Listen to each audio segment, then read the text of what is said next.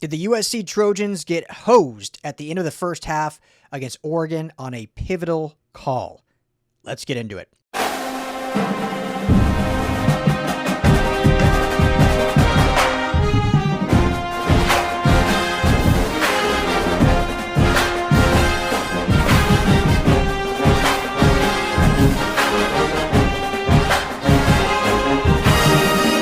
Hey, what's up, Trojan family? Welcome to the USC LAFB show here on the LAFB network. I'm your host, Ryan Dyrud. Thank you, as always, for making this a part of your day. 24 hours or so after a crucial and crushing loss at the hands of the Oregon Ducks up in Eugene, USC Trojans' playoff hopes dashed, sitting at 8-3 with the victory bell game on the horizon. If you caught it last night, if not, it's up on the channel. Make sure to check it out. But myself, Tim Pringley, the Madman, give our instant reaction. Took a ton of phone calls. We had like 20 of you guys call in. It was amazing. Obviously, a lot of venting, a lot of emotion, as there should be. But now the dust has settled a little bit. We're 24 hours past. We'll get into this week. And, obviously, we got a big game this week against UCLA. But we'll start to really evaluate this season and this future of this program, with the current direction the team is going, with the coaching staff and all of that. There will be time for reflection later on. And, I'll probably dive a little bit more into this Oregon game, maybe myself and Tim tomorrow being Monday. And then obviously we'll turn the page to the Bruins after that. But interesting thing I wanted to talk about here. Now, let me start by saying, regardless of calls, regardless of maybe situations that maybe didn't go the Trojans' way, they had plenty of opportunities to seize this game, to take control, take momentum. They just made too many mistakes, too many errors, too much poor special teams play, whatnot. So I want to be clear, like this is not one play that's like, Trojans win this game that if this play is not called this way. However, as we all know, like there are swings in football games. Momentum's a real thing, obviously. Shifts in massive point swings have a huge effect on the outcome. So I just wanted to talk about this because I thought it was interesting, because it would have had a big impact on this game. And for those that don't know what I'm talking about, I'm referring to the penalty against Desmond Stevens at the end, or 2 minutes or so left in the first half. Oregon ends up getting held in the red zone, had to attempt a field goal attempt. Desmond Stevens gets called for leaping. Oregon had missed the field goal, doinked it off the right upright, but Desmond Stevens with the leaping call gets them first, and I don't think it was quite first and goal. It's like within the 15-yard line. They end up scoring a touchdown. So instead of the USC Trojans getting the ball down 7 with 2 minutes and 13 seconds left, they end up going down 14 and then get the ball back with a minute and a half or so after that. And then we know how that happens. They drive down and end up attempting a field goal, and they themselves doink it. So going to the half down 14. Now, Terry McCauley, and I did a video on him fairly recently, and I'll kind of tie these two things together in a minute. But he is a former referee, former official, and now he's kind of a rules analyst for many of the networks. So he came out today, I believe, or maybe it was last night. This was, just this afternoon. Sorry, yesterday, right after the play. So he came out and says, regarding this play, this is not a foul for leaping. The player must leap into plane directly above the frame of an opponent. He leaps into the gap. The fact that part of his body is over part of an opponent does not violate the rule. Now, I'll be honest, like it looked pretty like a penalty to me, so I wasn't complaining when it happened. I mean, one of those things, right, like where sometimes like the risk just isn't worth the reward. And looking back now, 24 hours later, and I'll get into this in a second, but, stuff like that, it looks so boneheaded, but at the same time, you're like, well, at least he's like, working his tail off. He's putting full effort out there to get a block to, maybe in his mind, if he can leap this pile, get a block, that is a game-changing play.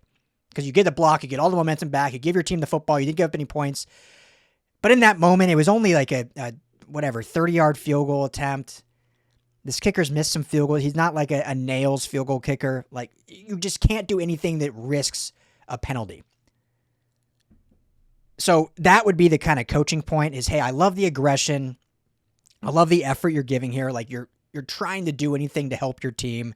But in this situation, this isn't like, end of the game. Well, even that is like, man, if you give up I don't know. Penalties are hard, right? Because coaches will always say, and Lincoln Riley said this, like, I will always be okay with a penalty if the guy is just motor full go 110%, and maybe it was just too aggressive or whatever. It's the boneheaded penalties that we won't accept, the undisciplined penalties. This at the time felt very undisciplined at the time, in the moment. Because you're like, man, what are you doing? Like, you're not leaping over here. Now, how much of this rule he's been coached and how much he knew, I don't know. We'd have to probably talk off camera and, off the record. I don't know if they tell us straight up, in a media situation. Like, how does he know if I'm in the gap, I'm legal. If I'm over the body, I'm not? You would hope that coaching has occurred between Ryan Doherty and the special teams guys and even Lincoln Riley. I mean, I said before on these videos, during fall camp, like Lincoln Riley is heavily involved in some of the pre-practice special team stuff. I have a video actually posted of him like spending 10 minutes with Zachariah Williams in punt return about like, hey, catch point of the ball and punt return and how to position your body correctly and how to cradle the ball so you're not fumbling. So these are key coaching moments.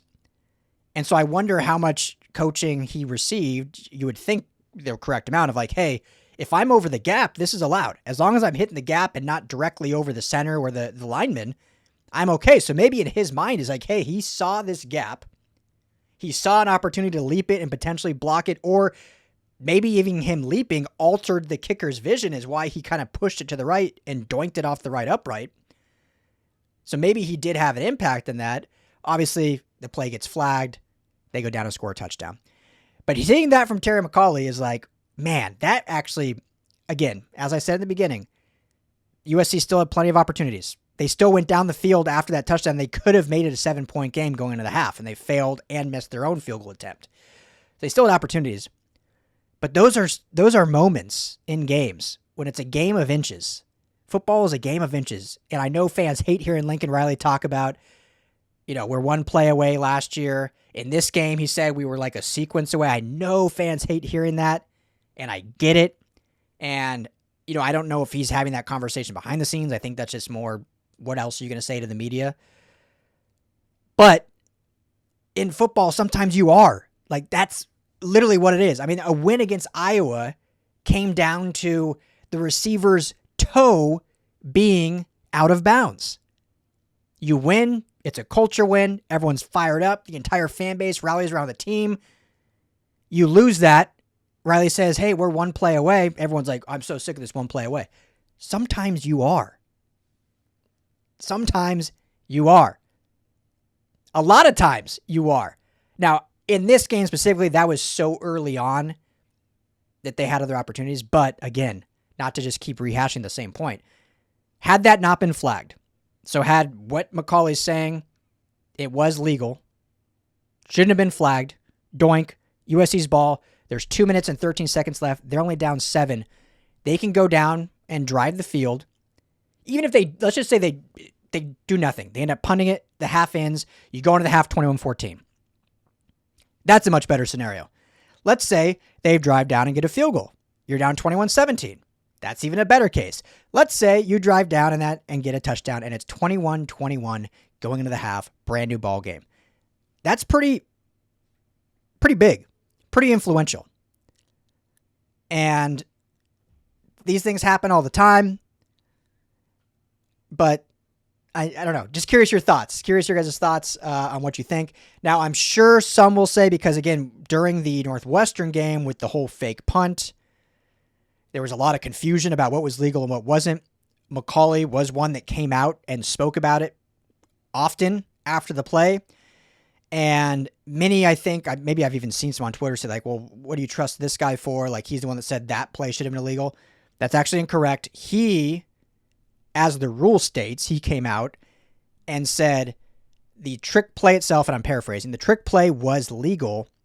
When Sam Johnson came in later in the game to punt, that should have been penalized. However, the media misconstrued it or misinterpreted it, and a lot of big-time media members, Stuart Mendel, I think even Bruce Feldman, like a bunch of the big members, actually like took his words and said the trick play was illegal. So they were the ones that misinterpreted, but he actually said point blank, the trick play was fine. It was the punt after that would have been deemed illegal and would have been a 15-yard penalty. So he's actually been on par or, being correct in both calls here. So yeah, anyway, curious your guys' thoughts. Quick one on that. Obviously, you still lose the game. You end up losing by, double-digit points. So there's plenty this team could have done. Could have done much better on defense. Could have done much better in so many avenues, which we covered a ton on that live reaction. But I'll be back on Monday, tomorrow, with maybe a little bit more into the game, kind of looking schematically, looking at what the issues really were. Because, there was a lot to really digest there. And right after the game, the emotions are high for everyone. And so I really want to kind of get into the tape, get into the film, the X's and O's, and say, okay, was this a X's and O's situation, or was this a Jimmy's and Joe's situation where, hey, just the youth on this team and defense, it's just not up to where Oregon is yet? Like to hear that, love to hear that, hate to hear that. Sometimes that's just the truth. Doesn't mean it should be the truth, but sometimes that is the truth. But anyway, I'll take a look and we'll get into that more tomorrow. So let me know your guys' thoughts in the comments on this penalty. Should have been a penalty. Do you care? Was it still just like a boneheaded play? Would it have changed the outcome of the game potentially? Let me know your thoughts. Always love hearing your comments and appreciate it. If you have not already, please hit that like and subscribe button. It helps us out a ton as we continue to grow this USC LAFB channel. Head over to LAFBnetwork.com. Check out our brand new message board. I just built it over the weekend. It's new and improved. Still working out some kinks, but I think it looks really nice. You're going to have user profiles in there. We're going to have groups in there. We can have chats and DMs and all that. So really building a USC ecosystem, community, social network within the LAFB brand. So would love it if you check that out. Check out our USC merch. You can see all the links below here. Pick one up. Christmas is around the corner. Great stocking stuffers there for you, and you help support small, local Los Angeles businesses. So appreciate all of you, family. And as always, fight on. Hey, Trojan family, thank you so much for hanging out and watching the USC LAFB show. Before you go, let me tell you quickly about our friends over at Sleeper. Go right now, download the Sleeper app. It's the #1 sports app, not just for season-long fantasy, but they've got live pickers, they've got live stat updates, they've got a chat you can chat with other users, plus the daily pick'em, which is a blast, or daily fantasy, whatever you want to call it. You go and pick 2 to 8 players across any sports. If you're talking USC, go choose Jade Mayav in his next matchup. Pick more or less passing yards, more or less touchdowns. You stack those, and you can win real money. When you go to make your first deposit, make sure you use our promo code USCLAFB.